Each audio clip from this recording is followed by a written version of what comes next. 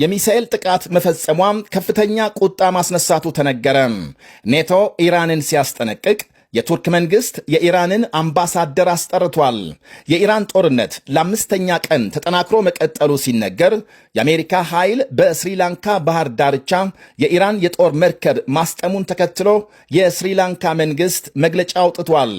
እስራኤል በሊባኖስ ድብደባ አጠናክራ ስትቀጥል ሄዝቦላህ የእስራኤል ከተሞችን በሮኬት ሲያናውጥ ውሏል። በመላው ኢራቅ ኤሌክትሪክ መቋረጡም ተሰምቷል። ሁሉንም በዝርዝር እናቀርባለን። አብራችሁን ቆዩ።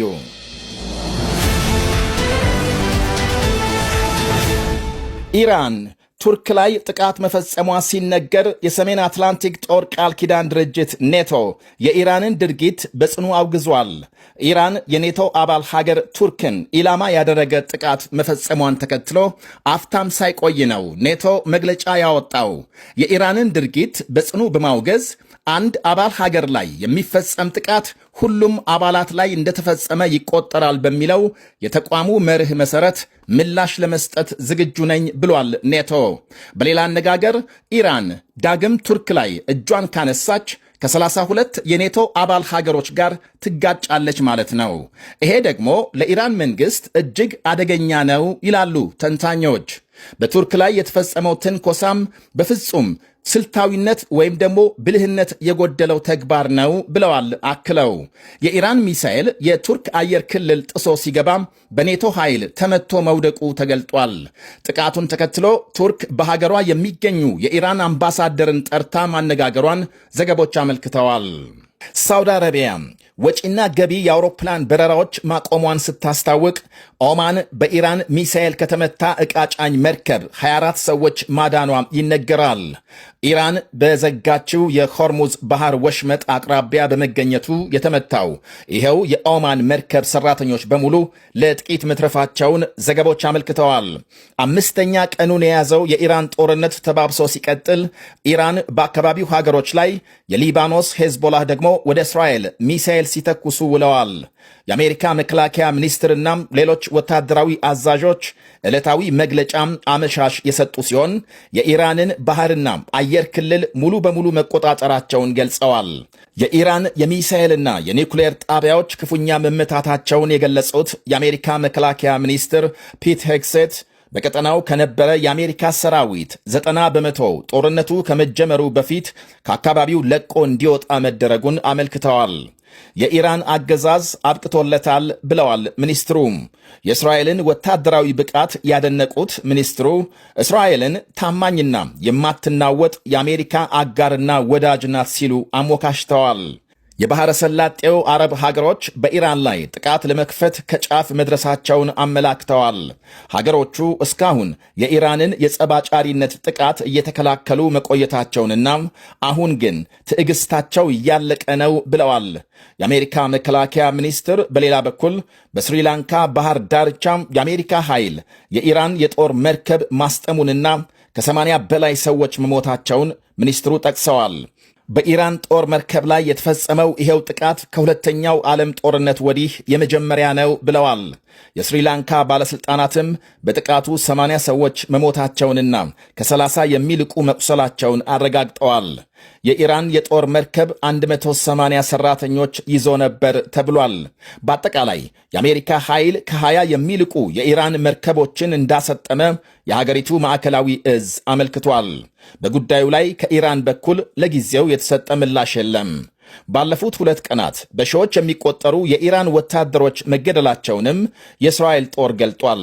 በዛሬው የቴሄራን መጠነ ሰፊ ድብደባም የኢራን ግዙፍ ወታደራዊ ጦር ሰፈር ኢላማ መደረጉን ያመለከተው የእስራኤል ጦር 100 ጀቶች መሳተፋቸውንና 250 ቦምቦች መጣላቸውን አመልክቷል። በሌላ ዜና የኢራን የጸጥታ ጉዳዮች ኃላፊ አሊ ላርጃኒ የካማኒ ሞት ከባድ ዋጋ ያስከፍላል ሲሉ ለትራምፕ ማስጠንቀቂያ ማስተላለፋቸው ተነግሯል። ትራምፕ የአሜሪካንን ሕዝብ ላላስፈላጊና ፍትሐዊ ላልሆነ ጦርነት ዳርገውታል በማለት በኤክስ ገጻቸው ጽፈዋል። ጦርነቱን የከፈቱት ደግሞ በጠቅላይ ሚኒስትር ቤንያሚን ኔታንያሁ እየተመሩ ነው ብለዋል። ታዲያም ትራምፕ አሜሪካ ወይስ እስራኤል ትቅደም ሊሉ ነው? በቀጣይ ላርጃኒ ይጠይቃሉ። በተያያዘ የኢራን ፕሬዝዳንት ሀገራቸው አማራጭ ስላጣችና ራሷን ለመከላከል ስትል ወደ ጎረቤት ሀገራት ሚሳኤል መተኮሷን ገልጸዋል። ኢራን የጎረቤቶቿን ሉዓላዊነት እንደምታከብር የገለጹት ፕሬዝዳንቱ ሀገሮቹ ለአሜሪካ ድጋፍ ማድረጋቸው አግባብ አለመሆኑን በመቃወም ምላሽ መስጠታቸውን አመልክተዋል።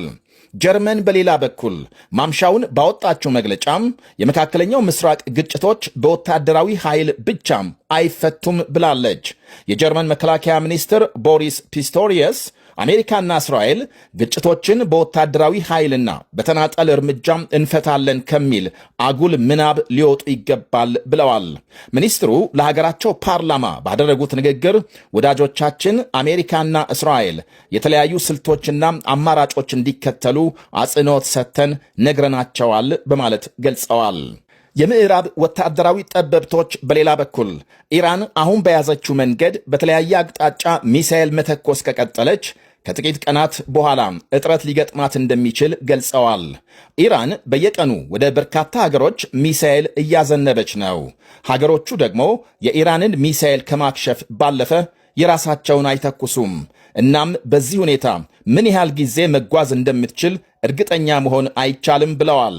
1000 ዓመታት ሚሳኤል አምራች ብትሆን እንኳን አሁን ኢራን በያዘችው መንገድ በአንድ ጊዜ ከ10ና 12 ሀገራት ጋር ጸብ ገጥመህ ረጅም ርቀት መጓዝ አይቻልም በማለት ትንተናቸውን ያስቀምጣሉ።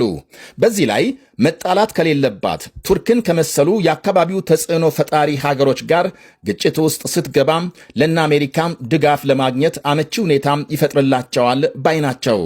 እናም ኢራን በደመነፍስ በየአቅጣጫው ሚሳኤል መተኮሷን ጋብ ማድረግ አለባት ብለዋል። አሁን በደረሰ ዜና ማምሻውን 2 ሰዓት ገደማ በእስራኤል ቴል አቪቭ ከተማ የአደጋ ጊዜ ማስጠንቀቂያ ድምፅ መሰማቱን የሀገሪቱ መገናኛ ብዙሃን ዘግበዋል።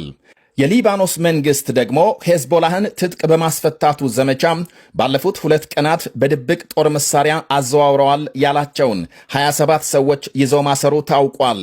26 የሊባኖስና 1 ፍልስጤማዊ ናቸው የተያዙት። የሊባኖስ መንግሥት ሄዝቦላህ ወታደራዊ እንቅስቃሴ እንዳያደርግ ባለፈው ሰኞ በይፋ ማገዱ ይታወሳል።